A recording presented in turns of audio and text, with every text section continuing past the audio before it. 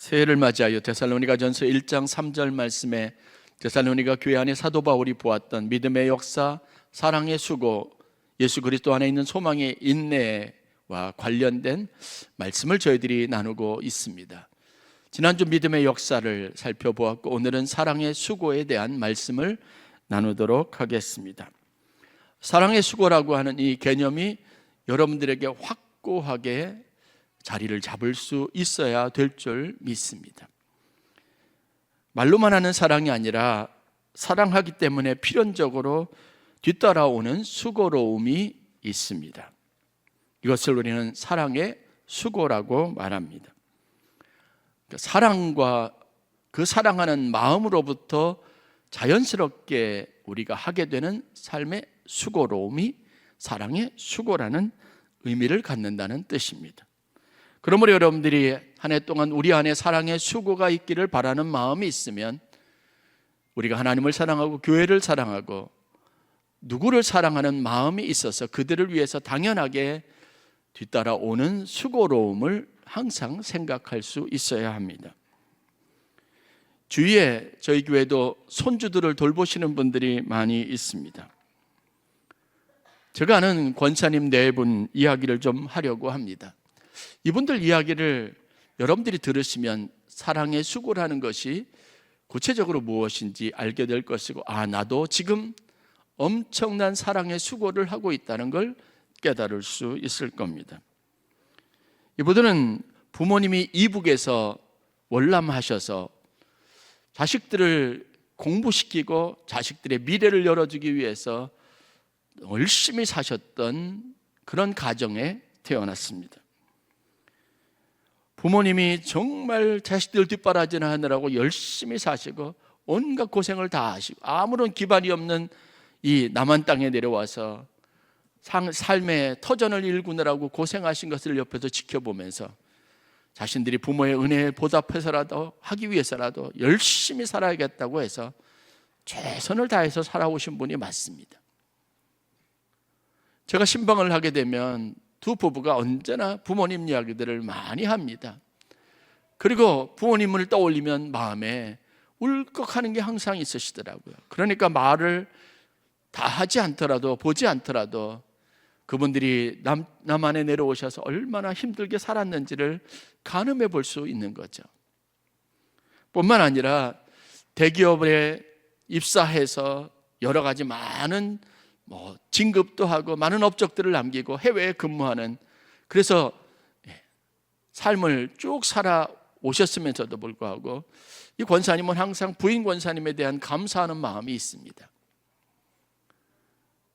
부인이 시부모를 모시고 가난하고 힘든 가정에 시집와서 고생했던 날들을 늘 이야기를 하셔요.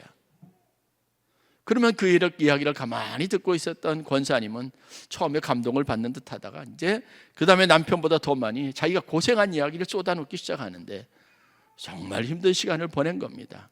아들, 딸 낳아서 그 아들, 딸 공부시키고 시부모까지 돌보면서 그 쪽방촌 같은 곳에서 부모님을 모시고 방도 몇 개 되지 않는 곳에서 고생했던 이야기들, 시동생들 데리고 시동생들 출가시키고 했던 이야기들을 다 합니다. 월급 받아와가지고 그 월급 가지고 쪼개서 살림 살고 부모님 봉양하고 그렇죠. 그런데 부모님이 고생한 걸 알고 어떻게 외면할 수 있어요? 동생들 돌보느라고 정말 수십 년을 그렇게 고생하며 살았습니다. 그런데 이제는 자식들도 다 크고 이제 어느 정도 다 직장도 가지고 있고 이제는 은퇴를 앞두고 있는데 권사님이 그러시는 거예요. 이제는 자기 부인에게 말하는 거죠. 그동안 고생 많았는데 이제는 우리 은퇴하면 편안하게 여행도 다니면서 그렇게 우리 노후 생활을 즐깁시다 그러는 거예요. 그러니 이야기 얼마나 부인 권사님의 마음이 흐뭇하겠어요.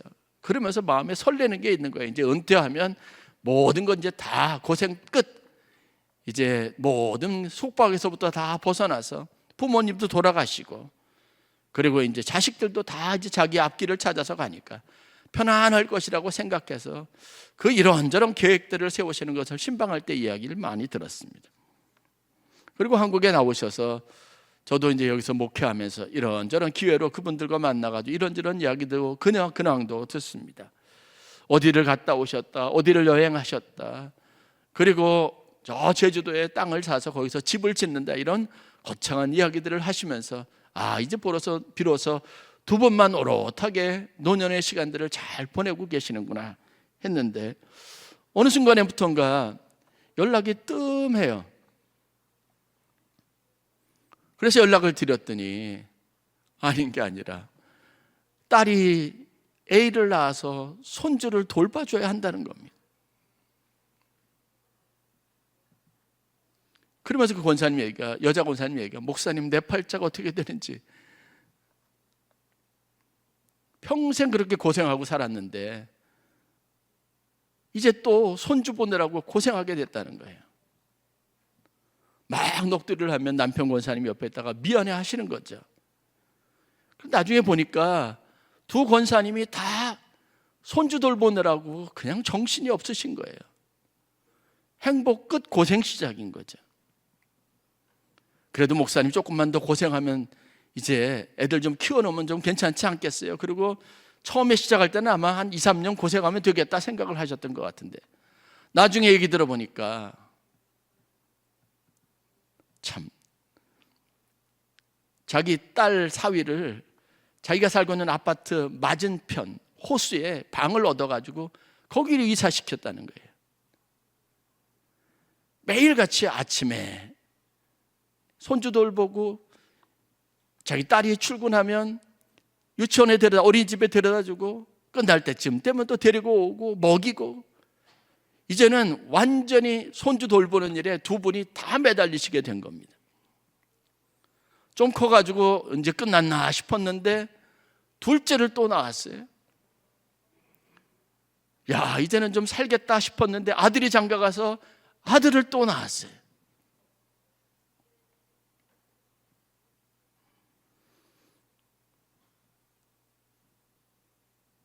아름답고 평안한 노후를 생각했는데 이제 꼼짝없이 얽매여서 있기를 지금도 계속하고 계세요.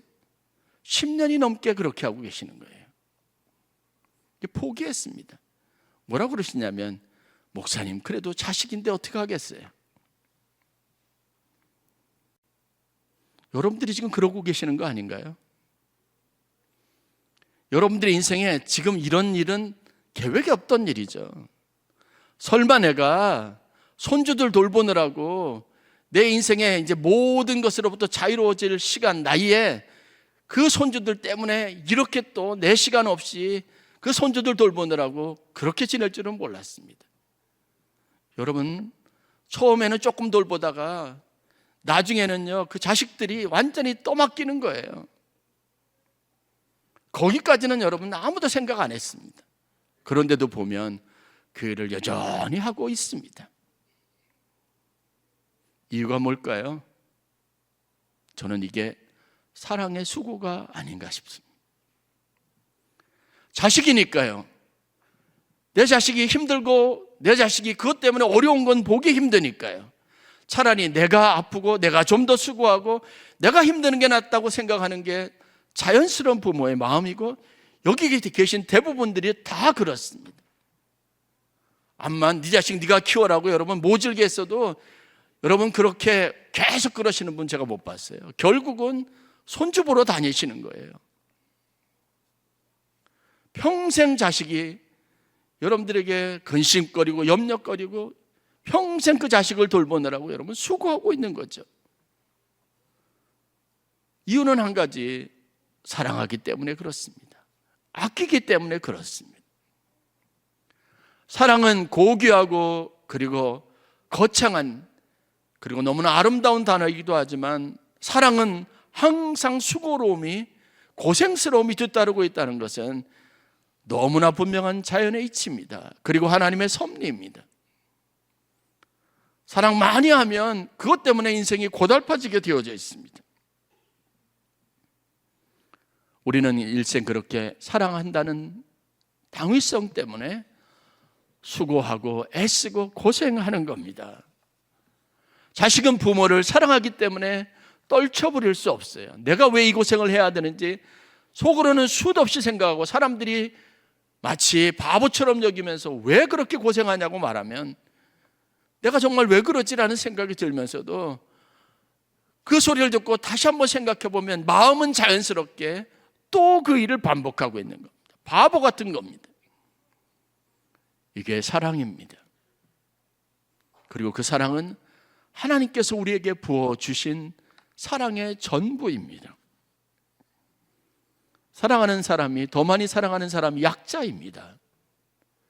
더 많이 사랑하는 사람이 그래서 안 된 겁니다. 불쌍한 겁니다. 사랑하는 사람이 더 많이 희생하고 양보하고 더 많이 수고하는 것은 어쩔 수 없는 자연의 이치입니다. 내가 그렇게 당당하지 못하게 늘 쩔쩔매할 이유가 전혀 없음에도 불구하고 사랑하면 그렇게 쩔쩔매게 되는 것 같아요. 약자가 되는 것 같아요. 자기를 돌아보고 생각할 수 있는 이기적인 결단도 하지 못하는 것 같습니다. 데살로니가 교회 성도들은 바울에게 복음을 듣고 신앙생활한 지 얼마 안 된 사람들입니다. 데살로니가를 거쳐서 바울의 여정을 살펴보면 채 몇 개월도 되지 않아서 바울은 데살로니가의 교회에서 쫓겨나고 그래서 베레아에 이르고 베레아에서 아가야, 다시 말해서 아덴에 있는 교회, 그곳에서 복음을 전하고 그곳에서 사역하다가 지금 고린도에 와 있습니다. 오랜 선교 여행을 거치면서 자신도 몸도 마음도 지쳐 있었고 딱히 먹고 살 수 있는 방법도 없고 복음 사역에다 마음은 이미 힘들어서 지쳐 있었습니다. 본도에서 올라왔던 브리스길라와 아굴라와 함께 열심히 천막 짓는 일을 하면서 생계 걱정하고 있었을 때입니다. 그런데 그의 귀에 자신을 방문했던 디모데와 실라가 전해주는 소식이 있었습니다. 데살로니가 교회에 있는 성도들이 얼마 되지 않았음에도 불구하고 그들이 열심을 다해서 열심히 복음을 따라 살고 그리고 서로가 돌아보면서 하나님이 그들에게 가르쳐 지켜 분부한 것을 지키기 위해서 애쓴다는 이야기를 들었습니다. 뿐만 아니라 그들이 힘들고 어려운 중에도 그리스도께서 다시 오실 날들을 기다리며 끝까지 인내하면서 복음의 능력을 믿고 주님이 오실 날들을 기다리면서 든든하게 신앙생활하고 있다는 이야기를 들었습니다. 더 감동적인 것은 이 데살로니가 교회 성도들이 본인들도 힘들고 어려운데 디모데와 실라 편에 자신들이 바울이 고린도에 가서 천막을 짓는 일을 하면서 어렵고 힘들게 지낸다는 걸 알고 바울이 복음 전하는 일에 최선을 다하고 다른 생활 걱정하지 말라고 열심히 선교 헌금을 모아가지고 디모데하고 실라 편에 그것을 전달하게 한 겁니다. 여러분, 그것을 받은 그 소식을 들은 바울의 마음이 얼마나 감동적이겠습니까? 와, 하나님이 살아계시는구나. 하나님이 여전히 나의 삶의 능력이 되시는구나 깨달았지 않겠습니까? 내가 그들을 위해서 한 일이 아주 적고 보잘것없고 그들과 함께 있었던 시간이 얼마 되지 않았는데 하나님께서 성령을 통해서 그들 가운데 역사하셨구나. 그 감동을 가지고 그들에게 편지를 써서 회신한 것이 바로 데살로니가 전서에 있는 말씀입니다. 그 중에는 1장 3절 말씀, 우리 교회 표어로 삼았던 것이 그럽니다. 내가 너희를 생각할 때마다 항상 하나님 앞에 감사하노니 너희의 믿음의 역사와 사랑의 수고와 예수 그리스도 안에 있는 소망의 인내를 내가 아노니 라고 말하는 겁니다.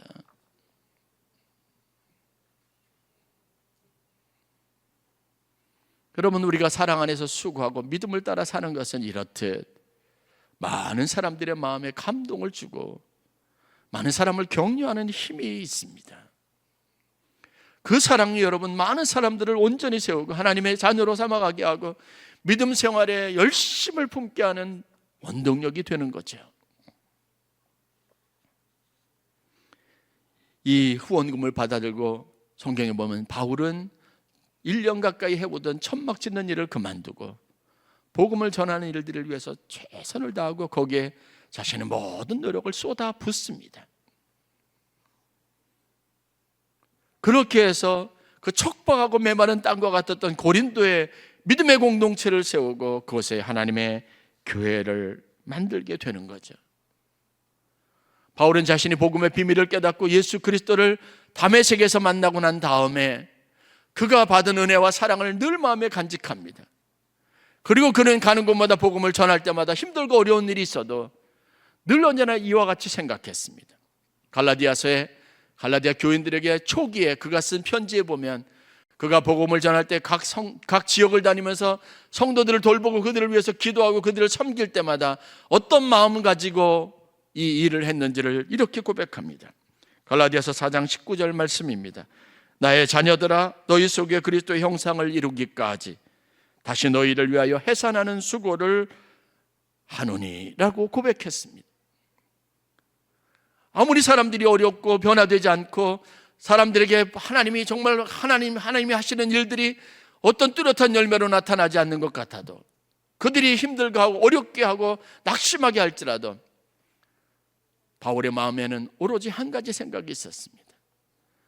아이를 낳기 위해서 해산하는 어머니의 수고같이 저들에게 그리스도의 형상이 나타나기까지 내가 최선을 다하겠다고 노력했다는 겁니다. 이것이 우리가 보는 사랑의 수고입니다. 여러분, 우리가 살기만 하면 교회와 성도들이 언제나 좋기만 하지 않습니다. 현실은 그렇지 않습니다. 우리 신앙생활의 보람을 빼앗아가고 우리를 낙심하게 하고 우리를 절망하게 하는 것은 교회고 성도들 때가 많습니다. 그것 때문에 우리가 받는 은혜도 있지만 사람들 때문에 우리가 받는 스트레스도 있고 교회 가기를 주저하는 마음이 들 때도 있습니다. 신앙생활의 보람을 뺏어가는 것도, 받은 은혜를 삭감시키고 잃어버리게 만드는 것도 사람들과의 관계고 교회가 주는 실망감입니다. 그러나 하나님이 우리에게 주신 사랑은 이 공동체를 위해서, 이 사람들을 위해서 사랑의 수고를 아끼지 않도록 요구하신다는 것을 다시 한번 깨달아야 합니다. 말과 혀로만 하는 것은 사랑이 아닙니다. 사랑에는 그것을 행하고 그것을 실천하는 데 있어서 늘 언제나 진실되고 성실하고 그리고 자기를 희생해야 하는 수고로움이 뒤따른다는 걸 여러분들이 분명하게 깨달을 수 있기를 바랍니다. 원로 목사님 사모님이 2월달 되면 미국에 들어가실 텐데 정확하게 40년 한국 생활을 접고 미국에 들어가시는 거예요.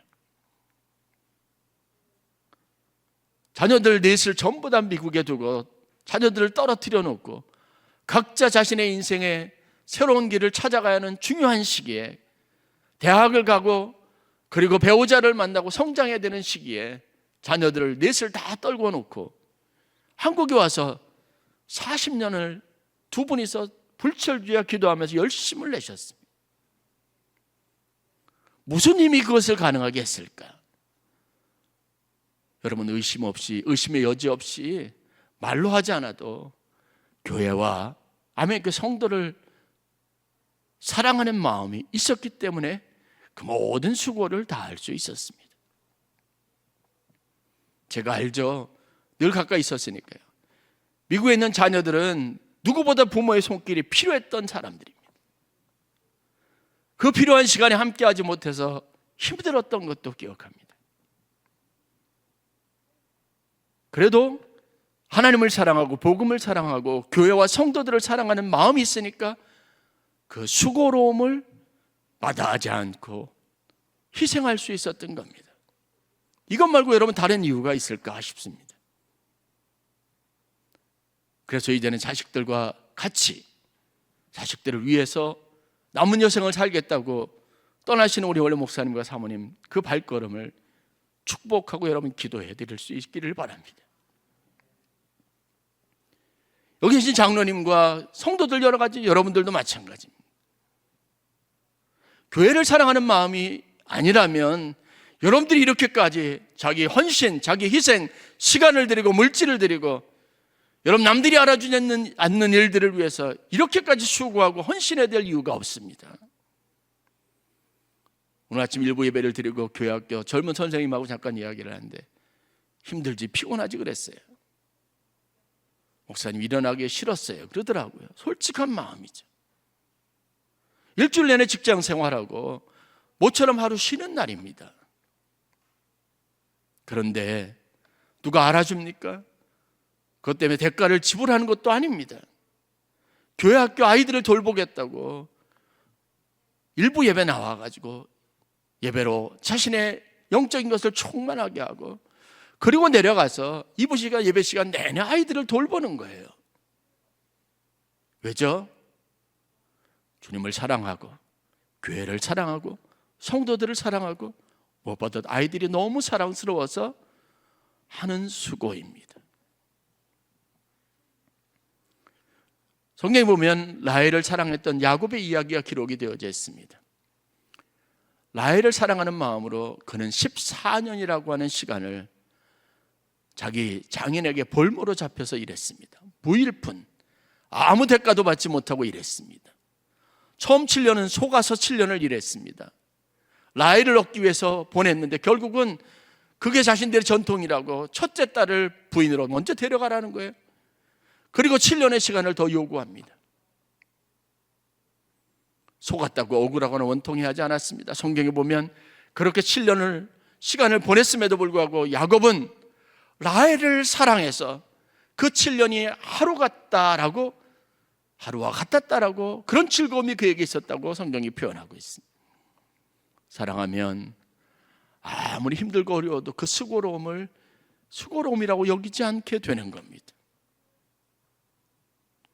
성경에 보는 다윗과 압살롬의 관계는 참 오묘한 겁니다. 그런데 자기를 향해서 반역하고 그 원인을 제공했던 압살롬을 향한 다윗의 마음은, 다윗이 선택한 일을 보면 늘 언제나 약자입니다. 다윗은 더 큰 힘을 가지고 있었고 권세를 가지고 있었고 군대를 움직일 수 있었고 자기의 명령에 의해서 아들의 못된 동기들을 반역을 일순간에 다 제압할 수 있었음에도 불구하고 그는 아들이 군대를 일으키고 예루살렘으로 진격해오자 조용히 궁을 비워두고 도망을 갔습니다. 자기에게 반역했던 압살롬을 향하여 군대가 일어나서 전쟁을 할 때 자기 아들을 목숨을 살려달라고 부하들에게 사정했습니다. 그렇게 살기를 바랐는데 죽음을 당하자 그 아들을 위해서 누구보다도 슬퍼했습니다. 자신을 배반한 아들을 위해서 그랬습니다. 그가 수고 고생 마다하지 않고 그 길을 선택할 수 있었던 이유가 뭔지 아십니까? 사랑하기 때문입니다. 예수님은 그런 사랑을 우리에게 보여주셨습니다. 많은 사람이 하나님의 사랑이 무엇인지 체감하기 어려웠을 겁니다. 하나님은 우리를 사랑하신다고 했는데 그 사랑이 어떤 것인지 알지 못했을 겁니다. 그럴 때 하나님께서 우리를 향한 자신의 사랑을 보이시려고 성경에 보면 자기의 독생자 예수 그리스도를 아낌없이 우리를 위하여 내어주셨다고 기록하고 있습니다. 여러분들이 흔히 자식들을 위해서 그러는 것처럼 계산한다면 할 수 없었어요. 세상 사람들은 말합니다. 어떻게 전혀 생명부지한 사람을 사랑한다는 명분하에 자기의 유일한 독생자 아들 하나를 끔찍하게 십자가에 매달려 죽게 할 수 있겠느냐, 이거는 아니라고 말하는 사람이 있을 겁니다. 그러나 하나님의 사랑이 그렇습니다. 계산될 수 없고 따질 수 없는 겁니다. 이유는 생명부지인 우리를 소중히 여기고 사랑하는 마음 때문에 가능한 일이었습니다. 오늘 우리에게 요구되는 사랑은 그래서 말과 혀로만 하는 게 아니라 마땅히 희생과 헌신과 수고로움이 따르는 것에 대한 하나님의 간절한 호소입니다. 그래서 이 사랑은 예수 그리스도 안에서만 발견할 수 있는 특징들을 가지고 있습니다. 악한 세상에서 우리가 수고하는 것에 대해서 알아주지 않는 사람들 틈에서 내가 부단히 노력한 것에 대해서 배반하는 사람들 무리 속에서 자기의 이익만을 챙기는 사람들의 얄팍한 그런 계산 속에서도 우리는 그들을 사랑해야 하고 사랑하기 때문에 끊임없이 수고하고 끊임없이 인내하고 용납하는 일을 실천해야 될 사명감과 부르심이 있다는 걸 알아야 합니다. 그래서 오늘 사도 바울은 본문에서 데살로니가 교인들에게 감사하고 그들의 마음에 대한 감동을 표현합니다. 그러나 지금 데살로니 교회가 현실적으로 그 성도들이 겪는 어려움을 알고 있었습니다. 그 안에 복음에 대한 열심과 헌신이 있는 사람이 있는 반면에 또 다른 많은 사람들은 교회 안에 들어와서 이들의 믿음을 해하려고 이들에게 절망을 가져다 주는 사람이 있습니다. 우리가 그러는 것처럼 신앙생활에 우리를 위해서 사랑하고 기도해 주는 많은 사람이 있는 반면 다른 면에는 나와 전혀 맞지 않아서 말 한마디로 내 안 가슴에 비수를 꽂는 사람도 있습니다. 그것 때문에 신앙생활에 회의를 느낄 때도 있습니다. 이런 성도들에게 바울이 우리가 성도로서 마땅히 해야 될 세 가지 사랑의 수고가 무엇인지를 권면하고 있는 겁니다. 여러분들이 신앙생활하면서 마땅히 우리가 해야 할, 사랑하기 때문에 수고해야 할, 견뎌야 하고 용납해야 하고 그리고 헌신하고 희생해야 할 이 수고로움에 대해서 여러분들이 다시 한번 마음에 잘 담고 그 헌신을 통해서 하나님의 일을 아름답게 하시는 성도들이 되실 수 있기를 바랍니다. 첫 번째 여러분들에게 기대하는 사랑의 수고는 사랑의 공동체를 이루기 위한 수고입니다. 여러분이 하는 모든 것들은 그리스도의 법을 성취하는 겁니다. 모든 흩어진 자들, 죄 가운데 죽을 수밖에 없는 자들, 자기의 이익만을 생각하고 이익을 탐하는 자들로 하여금 변화시켜서 하나님의 거룩한 믿음의 공동체, 사랑의 공동체로 하나 되게 하기 위한 목적에 사는 수고입니다. 오늘 13절 말씀을 보면 봐도 바울이 그렇게 말합니다. 사랑 안에서 가장 서로를 귀히 여기며 너희끼리 화목하라고 말합니다. 각 사람의 생각과 마음이 다를 수 있습니다. 살아온 환경도 다릅니다. 그들이 우선적으로 생각하고 신앙이라고 각각 주장하는 것도 다릅니다. 그러나 중요한 한 가지 사실은 그들이나 우리나 똑같이 그리스도 안에서 부름을 받은 한 형제요 자매입니다. 우리는 전혀 알지 못하는 생면부지라고 말하지만 하나님은 언제나 우리를 대할 때마다 당신의 자녀라고 말했습니다. 그 생각과 관점으로 우리를 돌보았습니다. 여러분에게도 생각의 전환이 필요합니다. 우연히 만난 것이 아니라 하나님이 우리와 함께 지체를 이루도록 우리에게 붙여준 형제요 자매입니다. 포기하지 마십시오. 끝까지 이들과 함께 사랑의 공동체를 이루어야 된다는 목표를 가져야 합니다. 제가 여러분들에게 끊임없이 보여주고 싶은 것은 제 삶의 목회의 유일한 목표는, 모든 사람이 가져야 될 목표는 단 한 가지입니다. 우리는 하나님이 우리에게 부어주신 사랑을 이 교회의 공동체를 통해서 그 사랑이 얼마나 아름답고 놀라운 것인가를, 능력 있는지를 세상에 증거할 사명을 가지고 있습니다. 온갖 사람이 모여 있어도, 세상에 죄인들이 가득한 곳이라도 하나님의 안에서, 사랑 안에서 우리가 하나 된 것을 세상에 증명해 보일 수 있어야 합니다. 여러분들이 하나됨을 위해서 힘쓰시기를 주의 이름으로 간절히 축원합니다. 그러기 위해서 수고해야 합니다. 마땅히 수고해야 합니다. 그러기 위해서 여러분들이 힘들 수 있습니다. 고통스러울 수 있습니다. 그러나 주님처럼 아낌없이 자신을 들여서까지라도, 내 자존심을 죽여서까지라도 그 목표를 성취해야 될 사명이 우리 가운데 있습니다.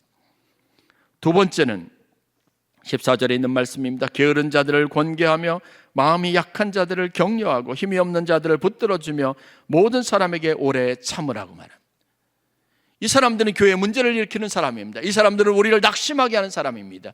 우리가 하는 모든 선한 일들을 여러분 아무 가치 없게 만드는 사람들입니다. 그런데 바울은 너희들이 그리스도를 사랑한다면, 너희들 안에 하나님의 사랑이 부음받았다면 이런 사람들을 위해서 수고하라고 말합니다. 그게 하나님의 교회가 가지고 있는 사랑의 능력이고 우리에게 맡겨진 사명입니다. 그러므로 두 번째, 약한 사람을 돕고 보듬어 온전하게 세우는 일에 우리 모든 수고를 아끼지 않아야 될 줄 믿습니다. 여러분들이 가끔 저에게 정말 여러분들 힘들게 하는 문제 때문에 마음에 입은 상처를 이야기할 때가 있어요. 목사님, 어떻게 하면 좋을까요? 제가 할 수 있는 이야기는 단 한 가지입니다. 그래서 더 사랑해야죠. 더 견뎌내야죠. 그리고 그를 위해서 더 기도해야죠. 그분이 진실을 할 때까지, 그분이 변화될 때까지, 약한 사람이면 믿음이 약해서 그런 거니까 믿음이 좀 더 든든해질 때까지 오래 참고 격려하고 그에게 필요한 도움을 주면서 최선을 다해야 합니다. 그가 온전히 세워질 때까지, 그가 우리와 같은 믿음의 사람이 될 때까지 절대 포기하지 말아야 합니다. 포기하는 일은 우리의 권한이 아닙니다. 그게 잘 안 되면 좀 더 노력하는 겁니다. 더 많이 수고하는 겁니다. 좀 더 바보와 같이 되는 거죠. 그 일이 우리 교회에 주어진, 여러분에게 주어진 사명임을 인식할 수 있으면 좋겠습니다. 가정에서도 여러분 마찬가지예요. 좀 약한 사람에게, 약한 사람을 위해서 여러분 더 많이 수고해야 하는 거예요. 좀 더 힘든 건 어쩔 수 없는 겁니다. 그래도 그것을 이루어야 하는 게 우리가 해야 할 일이죠. 왜냐하면 사랑하기 때문에 그렇습니다. 그래서 주님이 말씀하신 대로 사랑으로 그리스도의 법을 성취하는 겁니다. 이 사랑은 모든 예언도, 모든 비판도, 모든 비방도 다 패하는 힘이 있습니다. 내 몸이 부서져라도 그렇게 그들을 세워가는 게 우리가 해야 할 일이고, 그래서 우리에게 사랑을 요구하는 겁니다. 2025년에 그런 모습으로, 그런 사랑의 수고를 아끼지 않는 저와 여러분 되시기를 바랍니다. 사랑의 공동체를 위한 수고, 약한 사람을 온전히 세우기 위한 수고, 그리고 마지막으로 선한 일을 위한 수고를 아끼지 않아야 합니다. 15절 말씀입니다. 삼가 누가 누구에게든지 악으로 악을 갚지 말게 하고 서로 대하든지 모든 사람을 대하든지 항상 선을 따르라. 이 말씀이 여러분들에게 마음에 깊이 새겨질 수 있기를 바랍니다. 다른 사람이 어떻든 우리는 항상 선을 추구해야 합니다. 선한 열매들을 바라보아야 합니다. 이 일의 끝에 선하고 아름다운 하나님의 역사가 있기를 바라는 마음이 있어야 합니다. 선을 행하는 일이 결코 쉽지 않은 것을 알고 있습니다. 그럴수록 더 많은 희생과 헌신이 필요하다는 것도 압니다. 우리가 더 힘들어지는 것도 알고 있습니다. 그러나 마침내 선을 이루는 그 일에 우리가 부르심을 받았습니다. 선으로 악을 이기라. 바울은 주저하지 않고 교회 여러 문제로 고통받고 있는 박해로 힘들어하는 성도들에게 권면합니다. 악에 계시지 말고 선으로 악을 이기라. 바울은 그 마음으로 가는 모든 곳에서 해산하는 어머니의 마음을 가지고 그들을 위해서, 그들 안에서 그리스도의 형상이 나타나기까지 수고하겠노라고 다짐했던 것처럼 저와 여러분들이 이런 사랑의 수고를 아끼지 않고 하나님의 뜻을 성취하고 그리스도의 법을 성취하고 우리 안에 거룩한 하나님의 나라를 세워가는 아름다운 믿음의 성도들이 되실 수 있기를 주의 이름으로 간절히 축원합니다.